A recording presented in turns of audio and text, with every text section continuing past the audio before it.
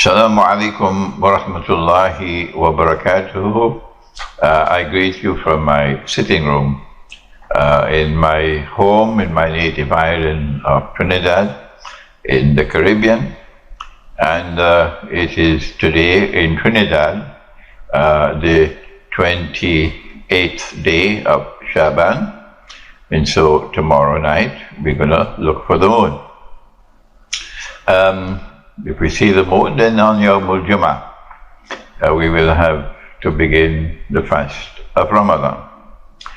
As I said, we're passing through a very, very unique moment in history when there is this so-called virus. It is a real virus, not an imaginary virus. People are dying.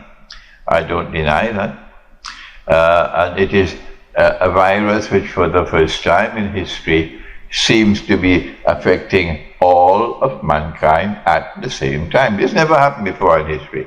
And I have come to the conclusion, of course I can be wrong. I'm just offering an opinion. There's no harm in offering an opinion. If you are convinced that you are correct, then I forfeit. If you're in doubt, then don't bother. But I'm convinced that I'm correct, that this is a fabricated virus. And I make that comment on the basis of the footprints of the virus, yes. And I'm not the only one. There are others as well who are speaking and teaching and advising in a very eloquent way. I've listened to some of them, very eloquently, very convincingly, that this is not happening by accident or by chance. This is a manufactured virus. And it is doing a splendid job. Oh yes, it has been brilliantly conceived to bring about, to facilitate what I perceive to be the transition from Pax Americana to Pax Judaica. Okay. There are those who are saying, no, it's not Pax Americana to Pax Judaica, it's Pax Americana to Pax China. No, that's your opinion, and mine is different. That Israel wants to rule the world, and the Quran has spoken in Surah Al-Mursalat, Ba'adawuz billahi minash shaitan. This is Islamic eschatology at work.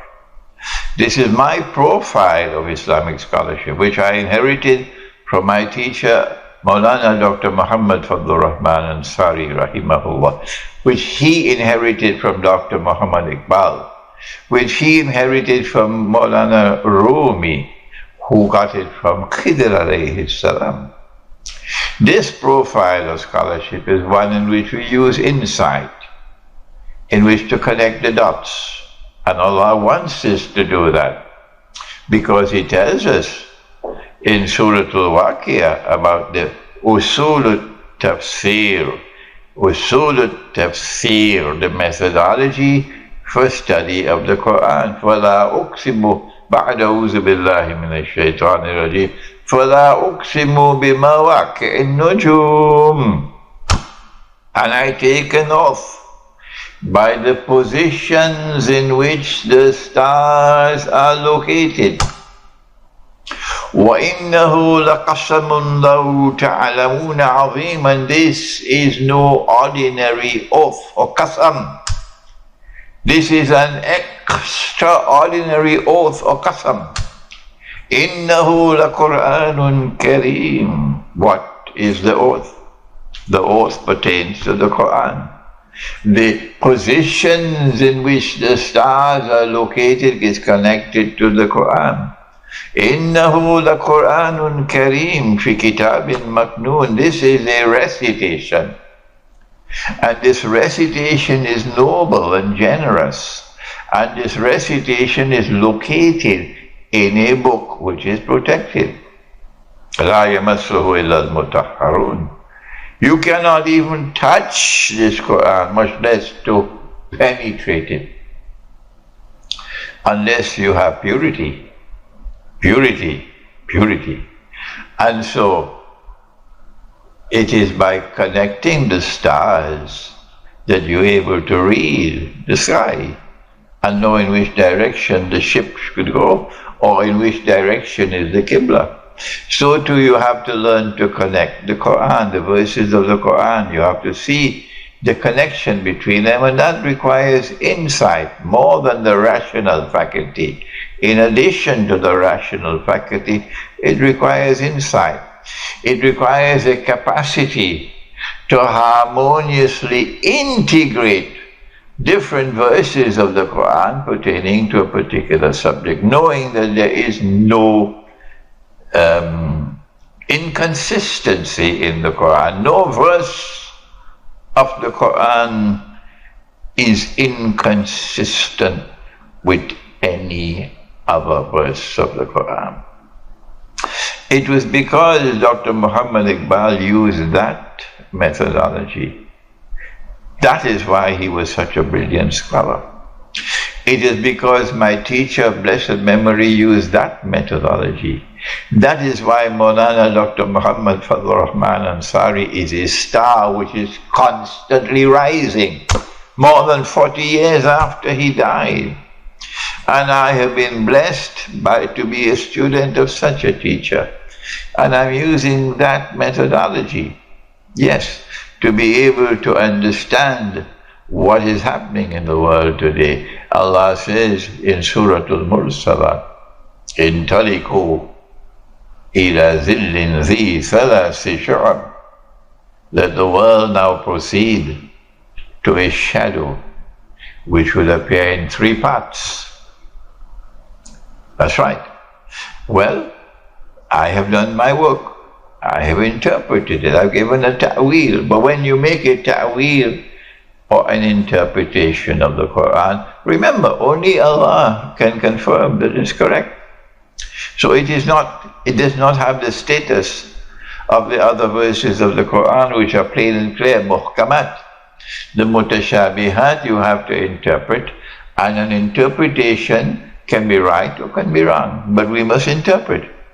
And if you interpret and if it is right, then this is truth. Truth will survive. The critics could shout and bark and do all that they want. It will survive. That's right. And if it is wrong, it will go down the river. And I have said that 3 stages of the shadow are 3 stages of Dajjal before the shadow disappears. Before the shadow disappears and Dajjal appears in person. And during that period of the shadow, there are 3 stages. I have said that within, did you hear the word? I said within that first stage is located Pax Britannica. I never said that the first stage is Pax Britannica. I never said that. I said that within the first stage, Pax Britannica made its appearance. Within the second stage, Pax Americana made its appearance. And now I am saying, and no Darul Uloom is saying this, but there are lots and lots and lots of people, thanks to the internet, who are convinced that I am correct, so they can continue all their criticisms and shut the doors of the masjid on me. Alhamdulillah, truth will triumph. But we are now experiencing a transition from the second stage of the shadow to the third stage. Now then, let us refine my analysis. I said to you, it is too soon, it is too early. I cannot as yet offer a mature comment on the virus and the lockdown. I prefer to wait and see and analyze before I offer a comment. This is what I had said.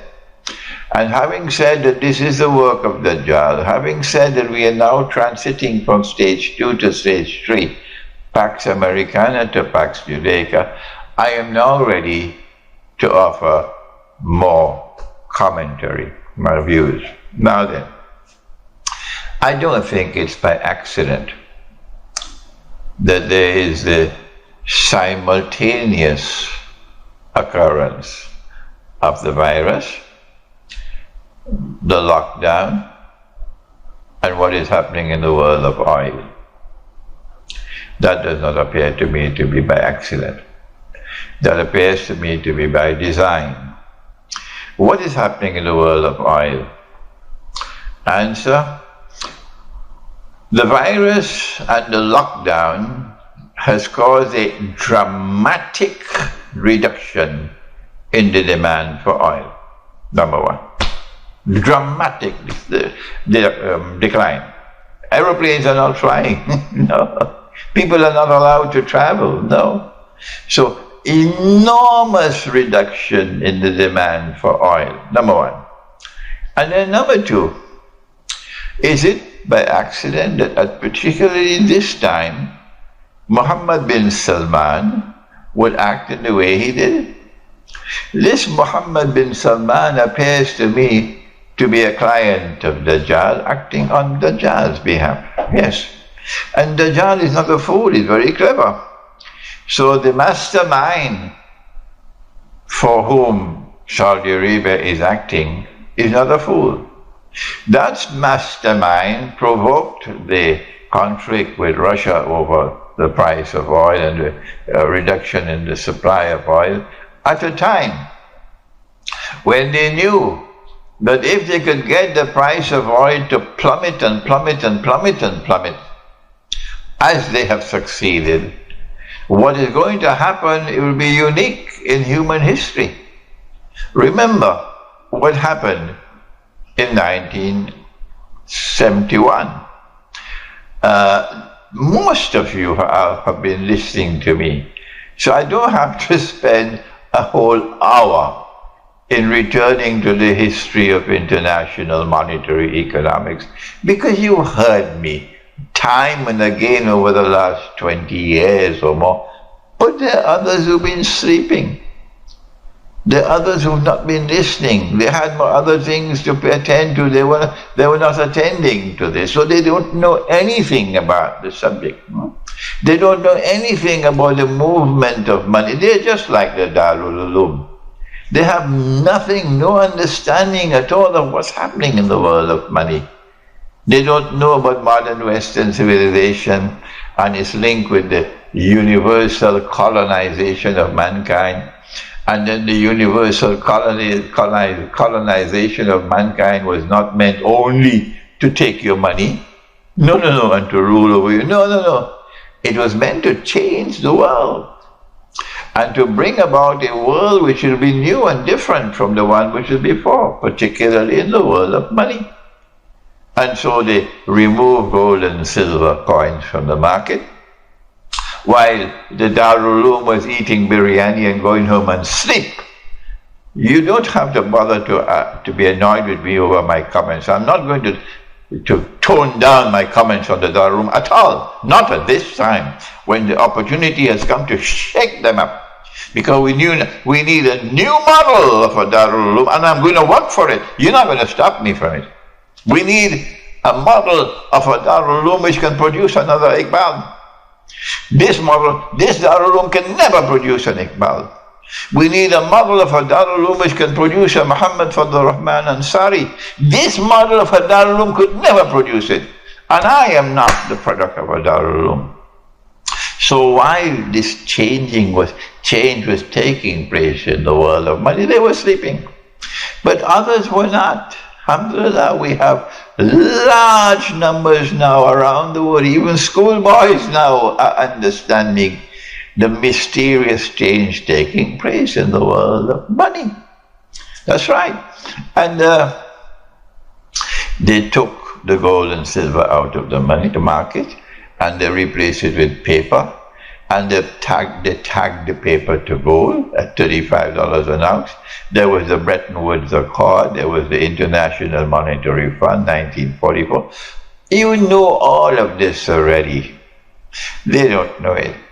And then came 1971, when the US government had printed too much paper, and they didn't have enough paper to redeem the gold for paper $35 an ounce. You know the subject, they don't know it. What can I do?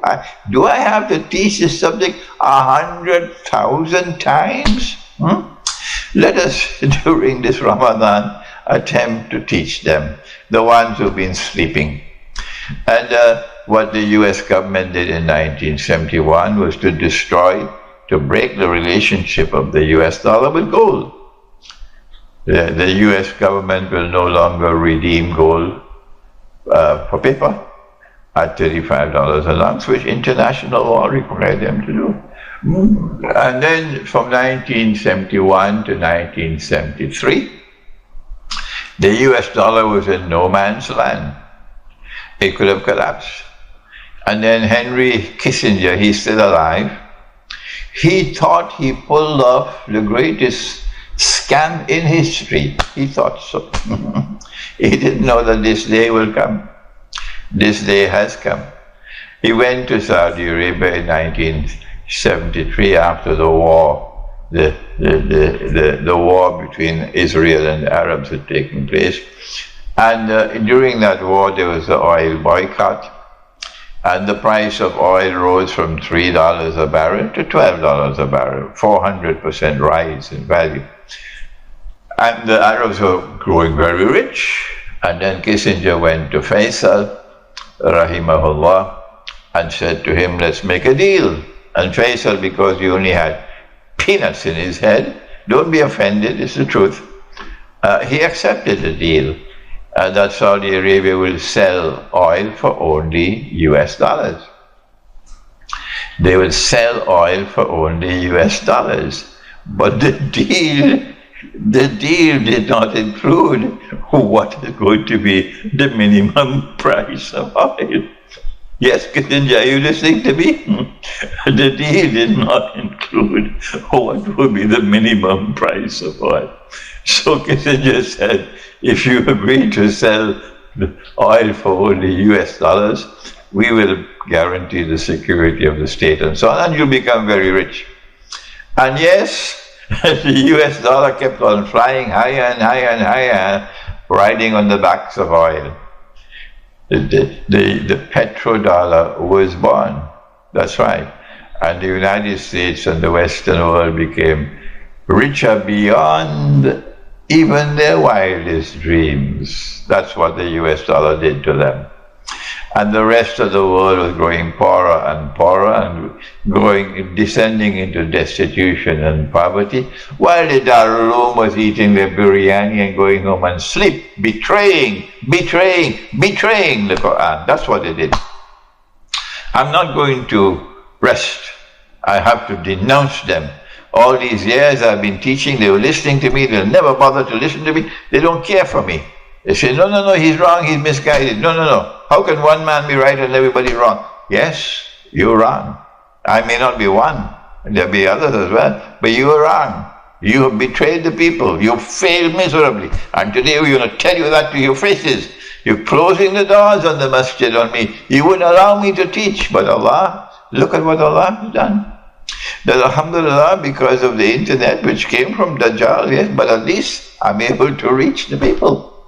I'm able to reach the people, thank Allah. Out of this evil there is good. That is the benefit. I can reach the people and expose what your failure. What is happening now is there is a synchronized attack on the United States. And Trump doesn't understand it. I don't think he can succeed in understanding it. Synchronized attack. And oil is at the heart of that attack, yes. The price of oil has gone down and down and down and down until now it's free. It's free. You can get the oil free of charge. More than that, the oil producers are going to pay you to accept the oil and store it. It's called, this is, the price of oil is now minus, I think minus $35 or something. That means they will pay you $35 for every gallon of oil, every barrel of oil you take from them and keep it for them. No, it's your oil, but you're just taking it off their hands because they have they can't stop the pumps from pumping? No. I understand, it's not my field, I understand it'll be too costly, vastly costly to shut down the oil fields and then have to restart them later. You can't do that, you just have to keep on pumping. So when you pump it, where are you going to put the oil? The demand for oil has gone down drastically. And at the same time that the demand for oil has gone down drastically, the price of oil has gone down as well. And oversupply and less demand. And so you can see that this is not happening by accident, not at all. If the US dollar is living on borrowed time, I don't know what's going to happen tomorrow. But if I see rain clouds, I can say rain is coming. So don't come to me and say to me, only Allah knows the future, only Allah knows the future, only Allah knows the future. And the same people would look up and say, oh, rain cloud, rain is going to come. Only Allah knows the future. Oh my gosh, what stupidity. Yes, only Allah knows the future, that's correct. But you dum-dum, don't you know that Allah gives you signs and you must read them? Will you not think? Have you stopped thinking? So what we're seeing now is that the US dollar is living on borrowed time. It has been living on borrowed time for a long, long time, but this one is perilous. If the US dollar collapses, and I have been anticipating that the US dollar will collapse many years now, I don't know how it will survive. I don't know if it will survive this one, I don't know, but this is unique in human history. If the US dollar collapses, all other paper money will collapse. The entire monetary system will collapse and pave the way for another monetary system to replace it. There are probably millions of people out there who already understand that it is a universal currency that's coming. One electronic money for all of mankind. The only people who don't know that is the Darul. That's the only people. Because they eat the biryani and they go home and sleep. Oh no, they also shut the doors on Imran Hosein. He can't teach. Close the doors of the masjid on him. But all the others understand it. That there is one universal currency coming for all of mankind. And that is what I call a monetary, not financial, a monetary Armageddon or Malhama coming. I'm not the only one saying that. There are many other distinguished voices, men of insight and learning, who are not Muslims, who are saying the same thing. The difference is I'm saying it from eschatology. And so today I want to share with you, to remind you, what do we do? How do we respond to this? I have lectured time and again on Islam and the international monetary system. And I have advised again and again and again and again that that time is coming soon when this prophecy will be fulfilled. Our Prophet alayhi salatu wasalam prophesied. And of course there will be some who would even criticize him for that. He said the time will come when a believer, in order to preserve his faith, will have to flee to the mountainsides and to places where rain falls and take with him some sheep and goats, meaning, to use today's language, you got to get off the grid. You got to get off the grid. There are those who have been clamoring and shouting and criticizing. No, we have to remain in the city to do the da'wah. Okay, you stay, we're going. Now stop standing in our way. You can stay with your families, that's your choice. But there are those who listen to me and who have already gone out of the cities, left the United States, left Britain, left Germany, left France, went back to Algeria, and now they're thanking me. Left Britain and the United States, went back to Pakistan, and now they are thanking me. Yes, I said, leave the cities, leave the modern West, and go back, go to parts of the world which are outside of the cities. Go to the remote countryside and establish small communities. And if you cannot establish a community, Sheikh, I don't have the money to do it. Okay, go and join in an existing village. Is that so difficult to understand? Go to a village which is already existing and seek to be allowed to live with them in the village. The only way they'll accept you is if you live, if you live in the village the way the villagers live. That's right. You don't come to live in the village and you will a high standard of living when all the villagers are living simple lives. Okay? So live with the village the way the village lives. Eat the food that the villagers live. Okay? Live in a house similar to what the villagers live in. And you don't have to be only Muslims. No.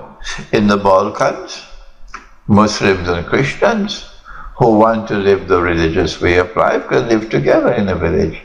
In India, Muslims and Hindus who want to live the religious way of life can live together, provided you live as a family. This is the time, if you have some money, go and buy some goats. Your neighbor doesn't have any money, never mind, he can share with you. Buy some sheep, buy some goats. If you cannot take care of the animals yourself, you don't know how to do it, then go to someone with sheep and goats and ask him, if I give you some sheep and some goats, can you take care of them for me? And I pay you a small amount every month to maintain the goats and sheep. Then you can make an arrangement with him. Okay? This is the way to do it. Take your money out of paper, take it out of electric money, and invest it in land, invest it in animals. You can put it in gold and silver as well, but it is more important land and animals because that will sustain you. And live a low profile and try as much as possible to remain faithful to the truth. This is all I have to say to you at this time, that this is my continuing analysis of what is happening today with the virus and the lockdown, that this is an attack, a monetary attack on the US dollar, and these are the consequences which can come. May Allah bless all those now in Ramadan who devote their time and effort in Ramadan to opening their hearts, that Allah can fill their hearts with nur. Thank you. Wassalamu alaikum wa rahmatullahi wa barakatuh.